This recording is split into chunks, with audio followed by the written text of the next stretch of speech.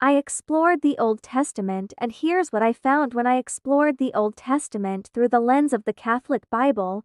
I discovered far more than ancient laws, genealogies, or historical narratives. I found a profound story of God's patient love, his covenant with humanity, and the gradual preparation for salvation fulfilled in Jesus Christ. The Old Testament is not merely a background to the New Testament. It is a sacred foundation that reveals who God is and how he relates to his people across generations. One of the first things that stood out to me was the concept of covenant. In Catholic theology, the Old Testament is structured around a series of covenants beginning with Adam and Eve, continuing through Noah, Abraham, Moses, and King David. These covenants are not cold contracts but loving commitments initiated by God. Time and again, God chooses to bind himself to humanity, even when his people fail him. This reveals a God who is faithful, merciful, and unwavering in his promises. The story of creation in Genesis immediately sets the tone. God creates the world not out of necessity, but out of love. Humanity is made in God's image and likeness,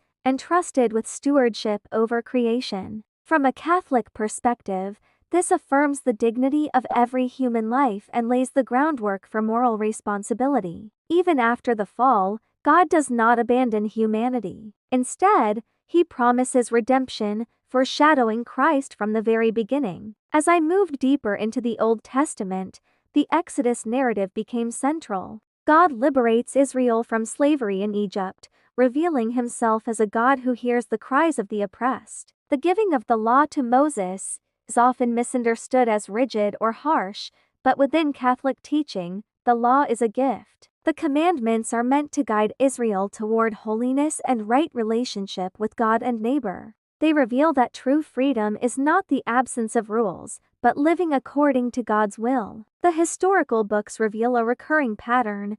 God blesses his people, the people fall into sin or idolatry, they suffer the consequences, and God mercifully calls them back. This cycle highlights both human weakness and divine patience. Kings like David show that even chosen leaders are imperfect, yet capable of repentance. David's Psalms, especially those expressing sorrow and trust, deeply reflect the Catholic understanding of repentance and God's mercy. The wisdom books such as Proverbs, Wisdom, Sirach, and Ecclesiastes were particularly meaningful in the Catholic canon. These books address everyday human experiences, suffering, justice, work, family, and the search for meaning. They emphasize that true wisdom begins with fear of the Lord, not intellectual pride. The Book of Wisdom, uniquely preserved in the Catholic Bible, speaks clearly about the immortality of the soul and divine justice, themes that strongly align with Catholic doctrine. The prophets offered some of the most powerful discoveries. Far from simply predicting the future,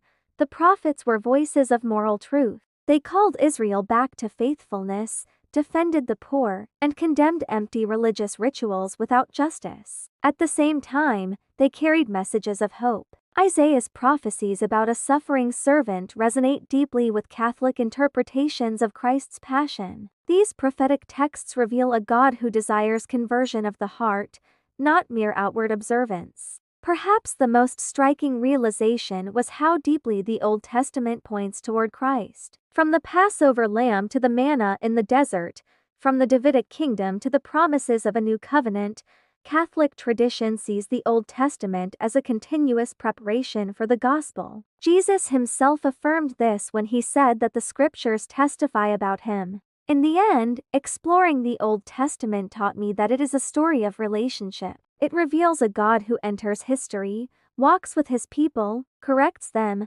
forgives them, and never abandons them. For Catholics, the Old Testament is not outdated or replaced, it is fulfilled. It remains essential for understanding God's plan of salvation and deepening faith in the living God who is faithful from generation to generation. Thank you so much for joining me today. If you found this video helpful, please give it a thumbs up and don't forget to subscribe and hit that notification bell so you won't miss our next video.